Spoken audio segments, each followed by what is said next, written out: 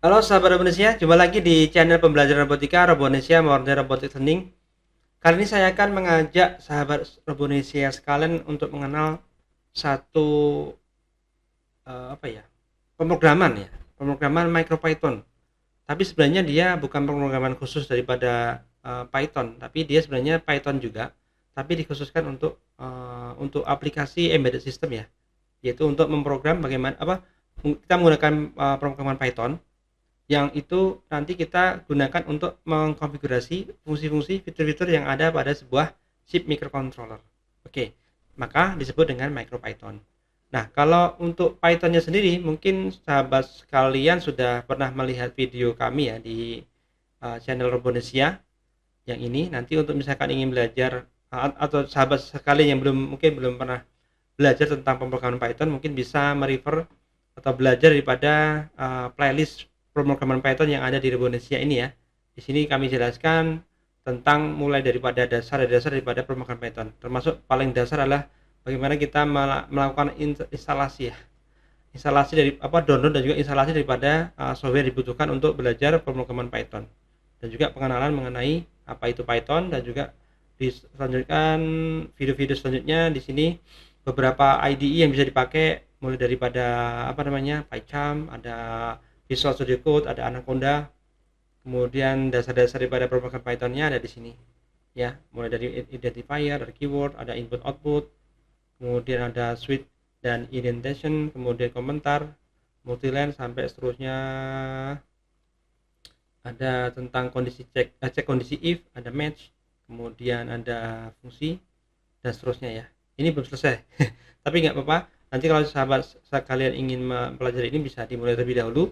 Nanti satu waktu kita akan lanjutkan untuk penjelasannya untuk pemrograman Python ini secara lebih kelanjutannya lah ya, setelah package ini apa yang kita perlu bahas. Oke, baik sahabat sekalian, kita masuk pada MicroPython.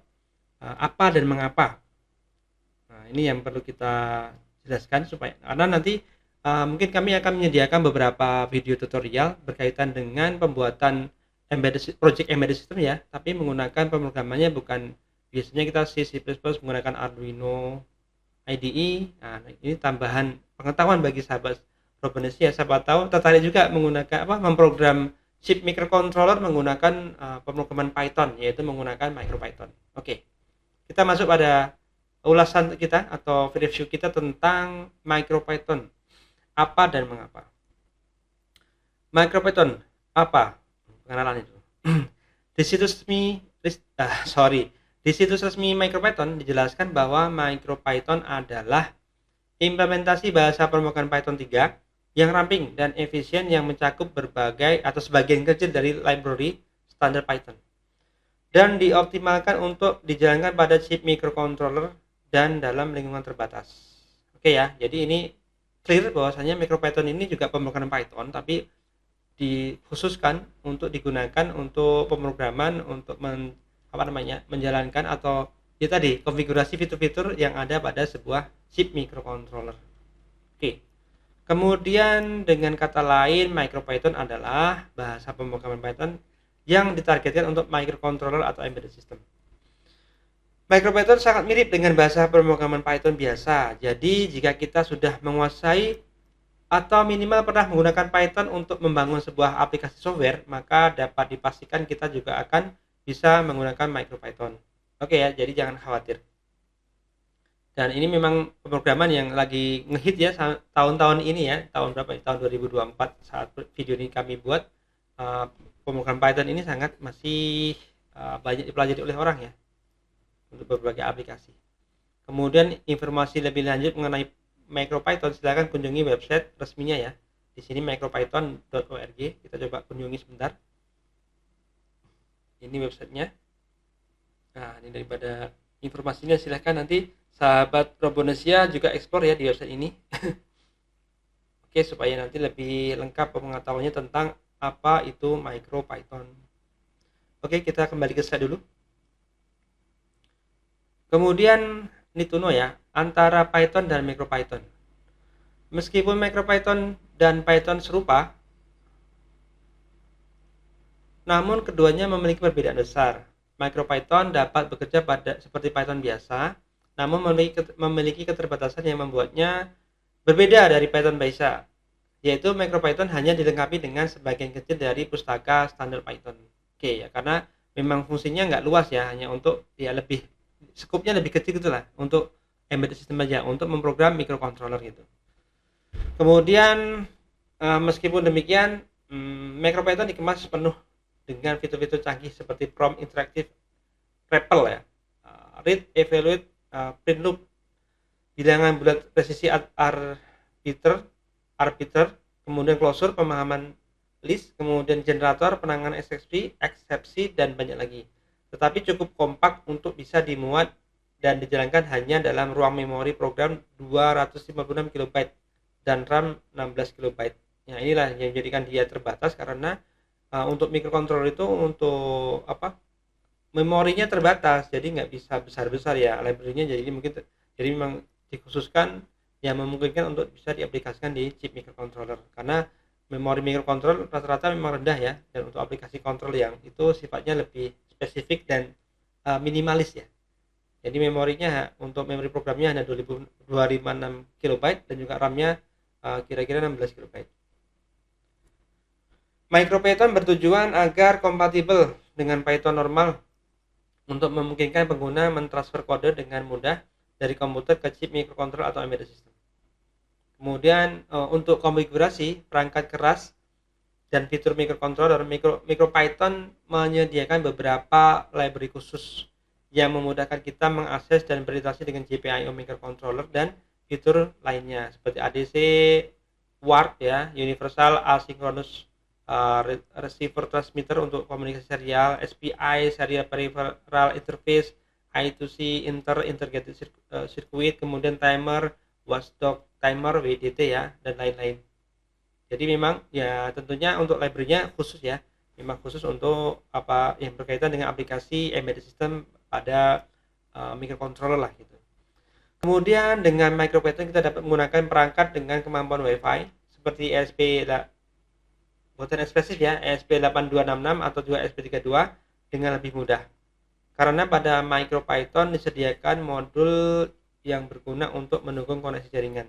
Selain itu, yang terakhir kita juga pernah dengar kan ya tentang satu board yang dilengkapi dengan konektivitas Wi-Fi dan juga Bluetooth seperti yaitu yang pernah kita bahas juga di video di channel ini, yaitu Raspberry Pi Pico W yang ada W-nya ya, ada Wi-Fi-nya. Kemudian masih need to know, tapi ini mengapa tadi MicroPython. Oke, mengapa? Nah, tadi kan judulnya apa dan mengapa. Sekarang mengapanya, need to know. Mengapa banyak orang memilih Python sebagai bahasa pemrogramannya? Python berarti dalam hal ini termasuk juga MicroPython ya. Ya, jawabannya karena Python adalah salah satu bahasa pemrograman yang paling banyak digunakan, sederhana dan mudah dipelajari. Oh, Python gratis. Ya, iya memang betul. Python ini free to use ya.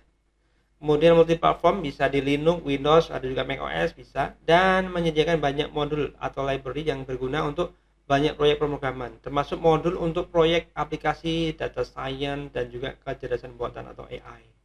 Oke ya, ini yang mungkin Python yang luas ya, lebih luas untuk yang kepentingan yang lebih besar daripada sekedar microcontroller. Kemudian mengapa memilih MicroPython untuk aplikasi embedded system? Nah, sekarang hubungannya dengan MicroPython. Ya, kita ucapkan terima kasih ya kepada pribadi, tim, organisasi, atau perusahaan ya yang telah mengembangkan bahasa pemrograman MicroPython ini, yang menyiapkan library-nya lah gitu ya. Karena hasil kerja mereka, kita dapat membangun aplikasi embedded system dan memprogram chip microcontroller-nya menggunakan bahasa pemrograman Python, yaitu kita sebut dengan MicroPython itu. Ya, karena kita tahu pemrograman Python tadi sederhana ya, dipelajari mudah oleh semua kalangan, nggak hanya orang yang belajar di tentang komputer, tapi orang awam pun yang penting mau membaca dan mau effort pasti bisa. Jadi bisa menggunakan pemrograman Python. Oke, kemudian munculnya MicroPython membuat pemrograman elektronika digital menjadi sangat mudah dan sederhana, sehingga dapat digunakan oleh siapa saja. Saat ini MicroPython digunakan untuk produk sistem tertanam komersial, pendidik ya, guru, peneliti, dan bahkan pehobi embedded system. Kemudian masih mengapa? Alasan lain mengapa memilih menggunakan MicroPython? karena MicroPython hadir dengan REPL tadi, read, evaluate, print loop yang interaktif. Menggunakan REPL memungkinkan pengguna terhubung ke board pengembang embedded system dan mengeksekusi kode program tanpa perlu mengkompilasi atau mengunggah kode menuju ke chip microcontroller ya. Jadi bisa langsung untuk menggunakan evaluasi programnya ya. Jadi sebelum di-upload ke chip microcontrollernya bisa langsung dites live gitu, tapi memang ya terbatas ya, kalau sudah dicabut, kalau dicabut ininya, kabel USB-nya dan juga powernya, tentunya hilang programnya. Karena memang tujuannya REPL ini untuk live evaluation program ya. Jadi kalau sudah dites dulu sebuah program itu dites, kalau udah oke sesuai dengan harapan, baru kita langsung simpan di memorinya di chip microcontrollernya. Kalau belum, kita cukup menggunakan REPL ini. Nah, kemudian untuk MicroPython supported embedded system board-nya ya. Nah, board apa aja ya? Board microcontroller atau embedded system yang itu disupport dan bisa menggunakan pemrograman MicroPython. Nah, itu informasinya ada di websitenya MicroPython/download ya. Oke, kita klik aja, kita kunjungi halaman itu. Nah, ini dia. Jadi ini halaman downloadnya. Di sini untuk beberapa kebutuhan download untuk misalkan GitHub-nya ya. Beberapa informasi terkait lainnya bisa kita dapatkan di sini linknya ya, GitHub-nya, dan juga beberapa pengembangannya di sini, getting started-nya dan sebagainya. Kemudian ada juga di sini full source untuk distributor ya, source code-nya bisa di-download di sini juga.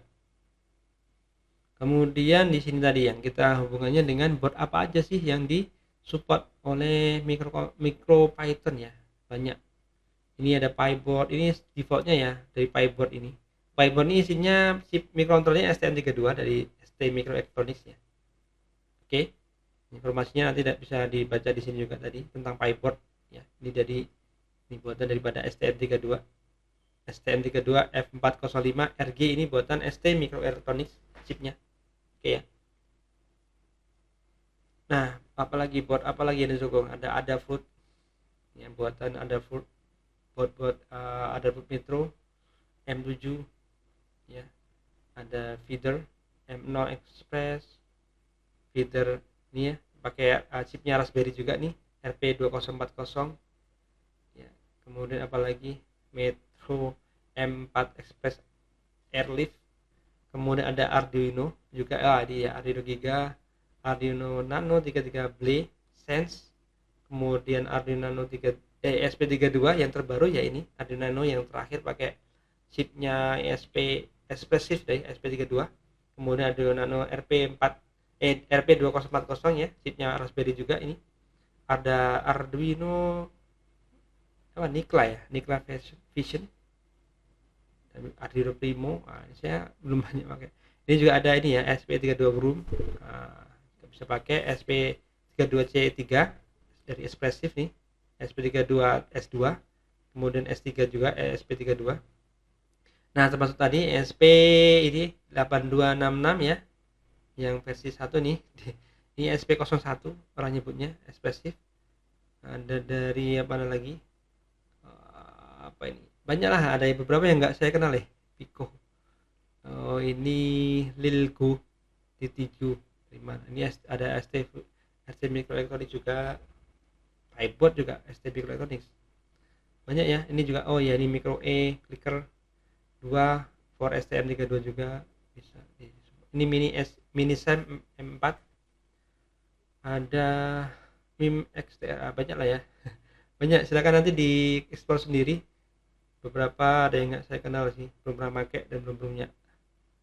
Oke, ini Pico Lipo, ini juga termasuk tadi saya sebutkan, Raspberry Pi Pico, dan juga Raspberry Pi Pico W ya, bisa kita pakai. Ini juga, ini dari ST Microelectronics Discover F4, ini saya nggak punya. Yang punya yang mana ya?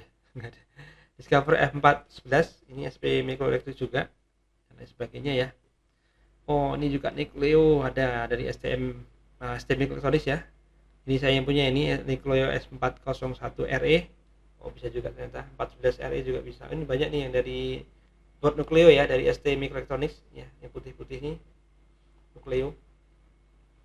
Dan banyak lagi ya sahabat sekalian, silakan nanti dicek sendiri di halaman ini ya, untuk mengetahui buat apa aja yang disupport untuk memprogram menggunakan MicroPython.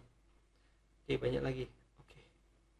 Ya, banyak sekali. Ya, demikian sahabat manusia review saya tentang apa itu dan apa dan mengapa MicroPython ya. Jadi sahabat sekalian, jika kita nanti tertarik, sahabat sekalian tertarik memprogram chip microcontroller atau board embedded system kita itu menggunakan MicroPython, maka belajar MicroPython itu sangat menyenangkan, akan sangat bermanfaat bagi kita nantinya. Oke, demikian video kali ini. Terima kasih sudah menyimak. Sampai jumpa pada video-video kami selanjutnya.